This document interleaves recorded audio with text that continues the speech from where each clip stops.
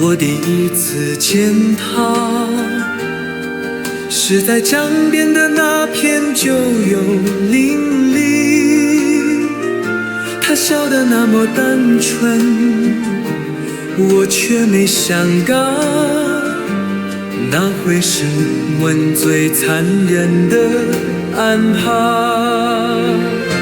在月光下的轻声说话，我们坐在长堤的晚霞，风轻拂过她的长发，像一幅画，静静的不说话。她的眼神有海的伤感，却藏不住心里的挣扎。她说爸爸不让她牵挂，更不允许她爱上个穷娃。秋雁啊秋雁，我怎能放下？这段情像河水，怎么断了呀？秋雁啊秋雁，若你心还在，哪怕翻过千山，我也会来。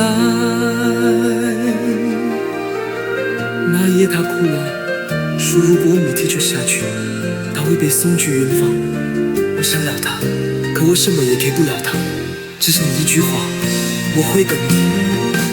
一封信2年没回应，他的枪口已不再有人问，直到有人跟我提起他，说他冤家当天没说话。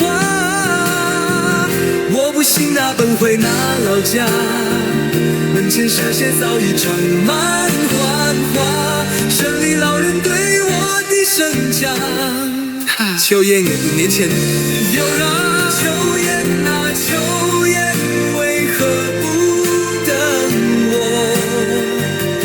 这段情像山歌，怎么唱成错？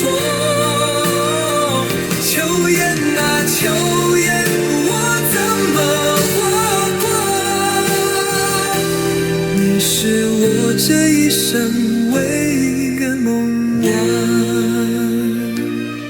我欢常梦见他在江边微笑，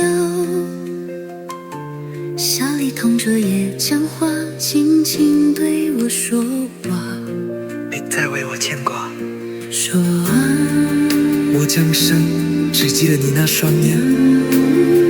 风过楼台时，我知道你从不离开。